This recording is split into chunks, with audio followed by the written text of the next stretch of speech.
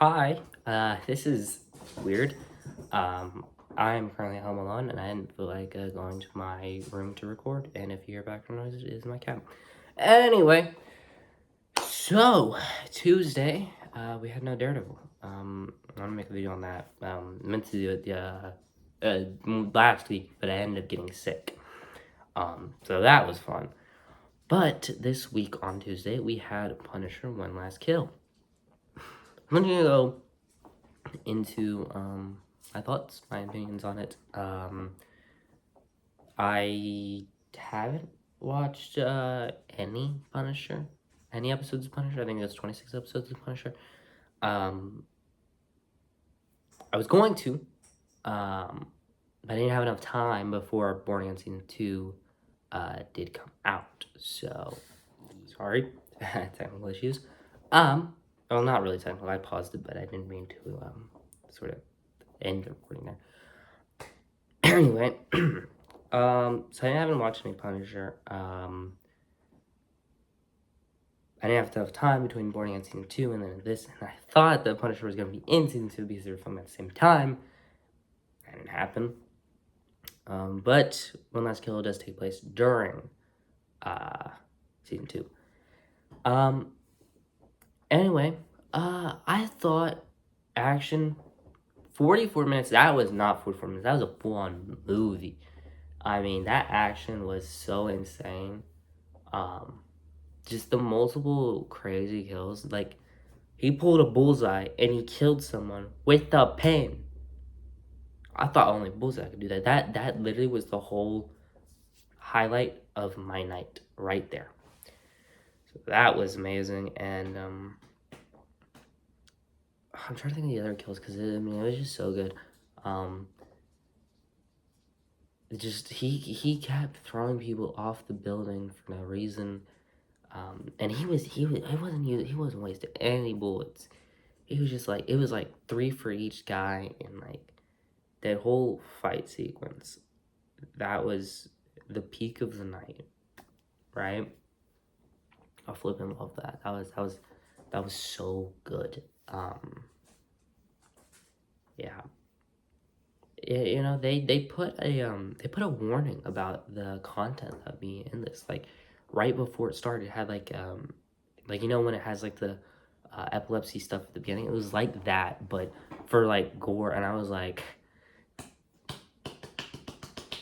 I'm excited. And I was excited. I was very excited like, you know, going into it, but like after seeing that, I was even more excited. And there was parts, specifically the pen kill, that did hurt me a little. I have a weak stomach.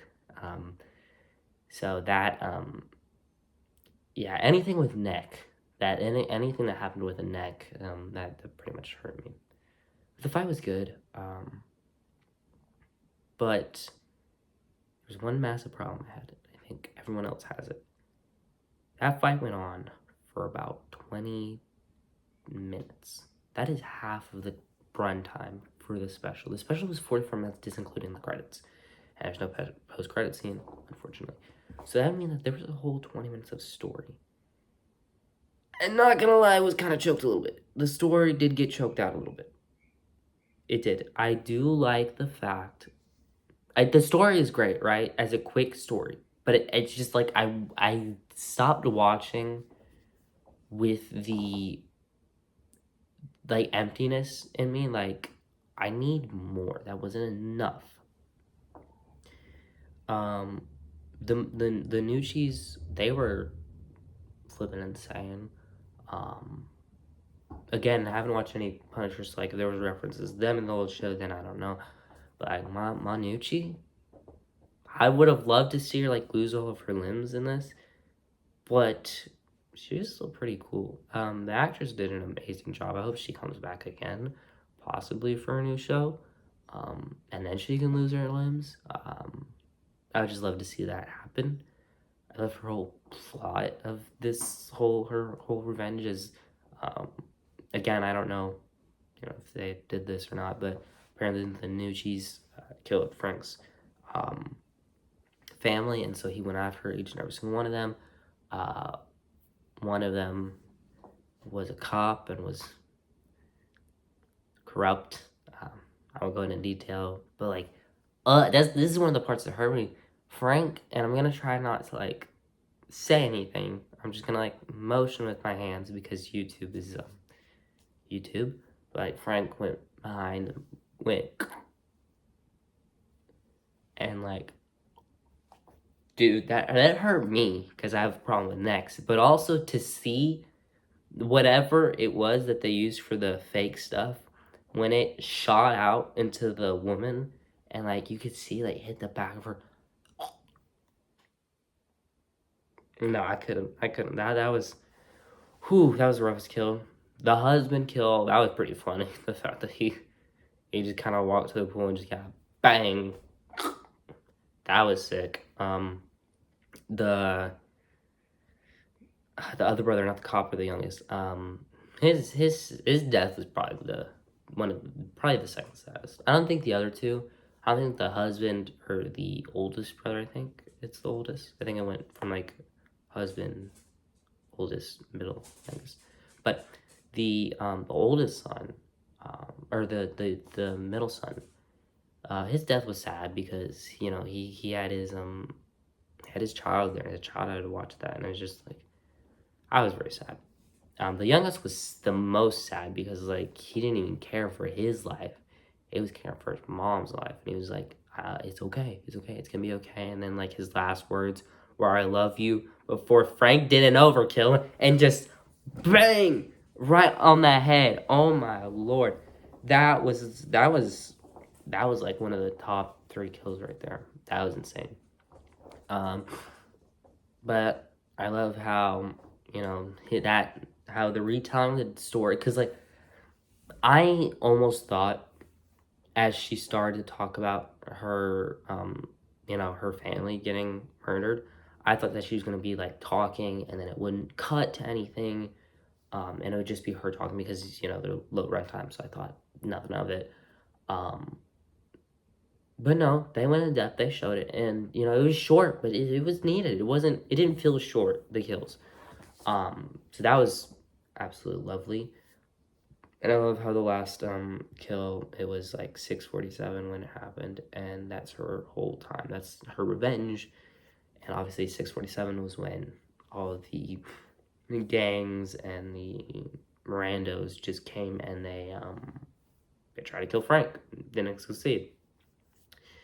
I must say, the whole part of Frank, being done with killing for him, that was pretty nice. I love, how we had these kind of ghosts, haunting, kind of like how in, Born Again, where Foggy was like haunting Matt in episode 5, like sort of like that. I love seeing that and how the others were like that.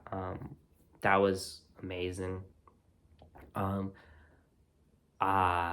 The family part was really nice. How we got to see like the last moments, because I don't know if they went in depth with the show or not in the Punisher show, but like the fact that I finally got to see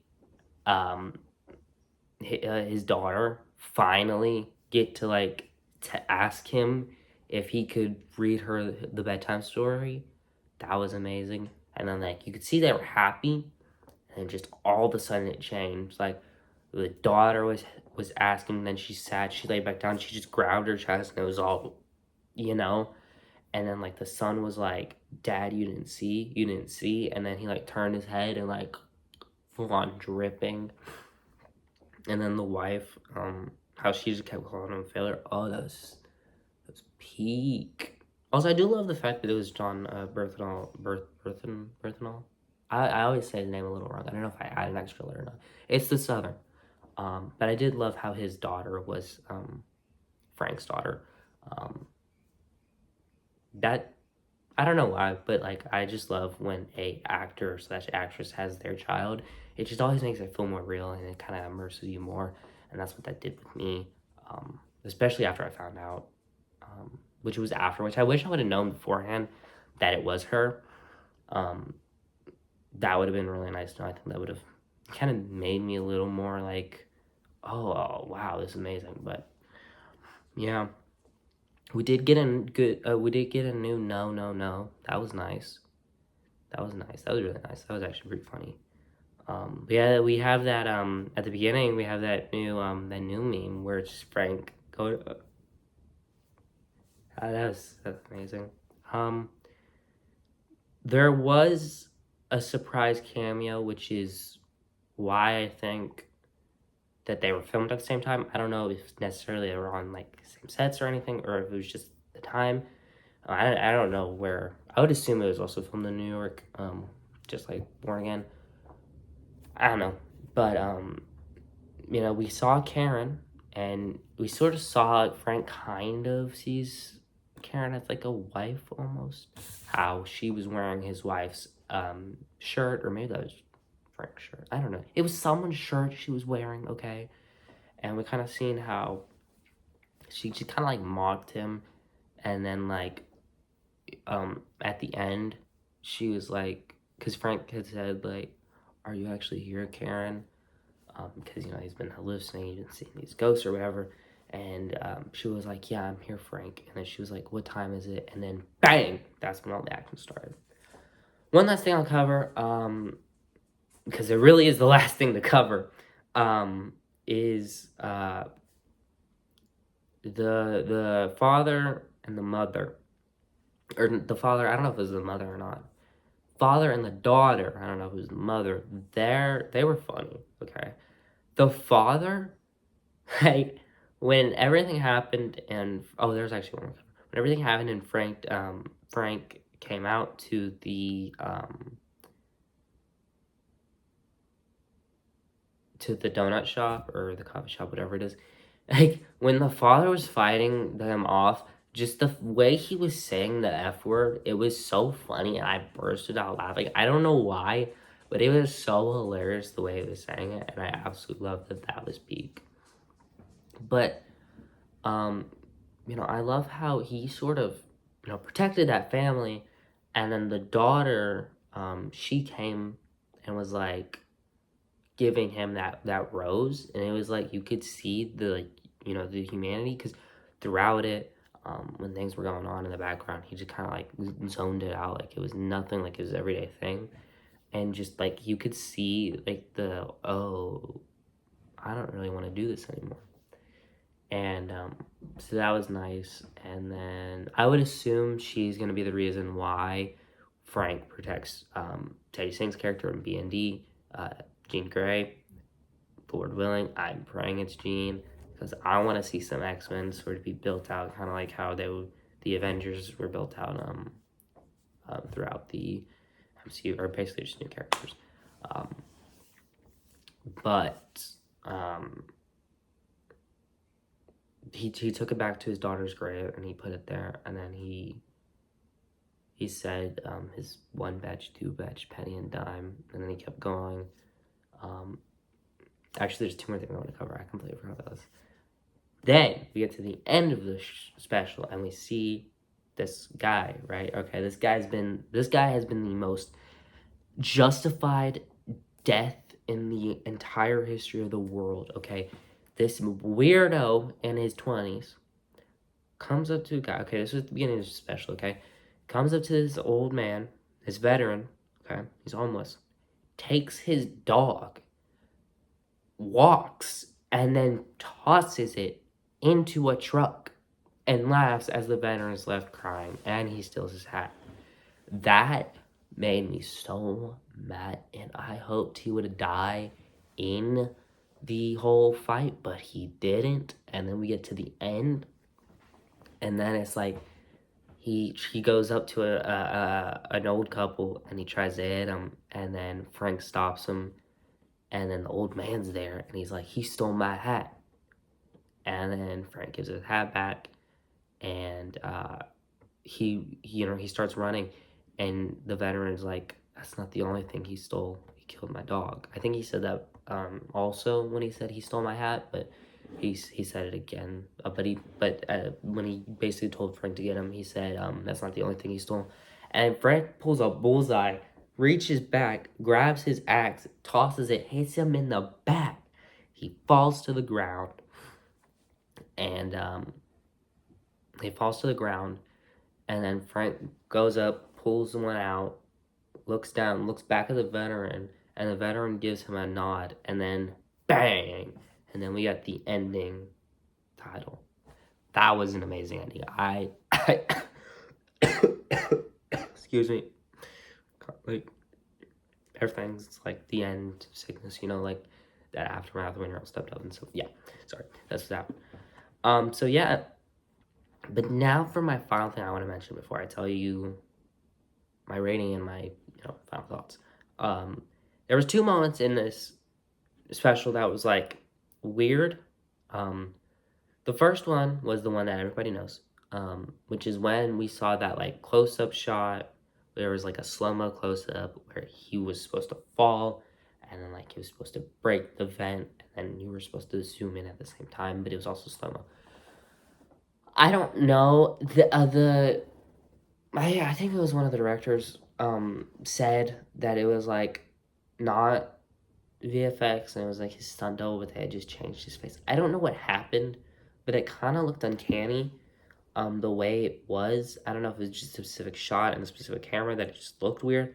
But it kind of looked like a old, uncanny, early VFX human that just kind of flopped around. That was the one that everybody knows. But then there was another one, which was right after that, which is where he jumps off that same roof, and it was like it was sort of just a green screen. Like you could see like right here, you could see that like there was a weird thing there. Besides that, I mean, this is pretty good special. I don't know what was going on with the green screen. I don't know if it was just something that they did. I know that they are fixing something with the VFX. So maybe that's what I'm talking about. Or there's something else that was going on. I don't know. But yeah, so that was my little overview, little telling of what I was thinking during it. I think you should watch this. Not just as a fan of The Punisher, but just because it is a good watch if you like John Wick or anything like that, if you like any of those fast-paced assassin movies.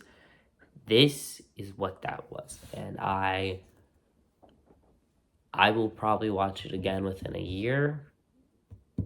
Maybe if like for my Daredevil season, Born Again season 3, like rewatching, I'll watch it then since it was same time.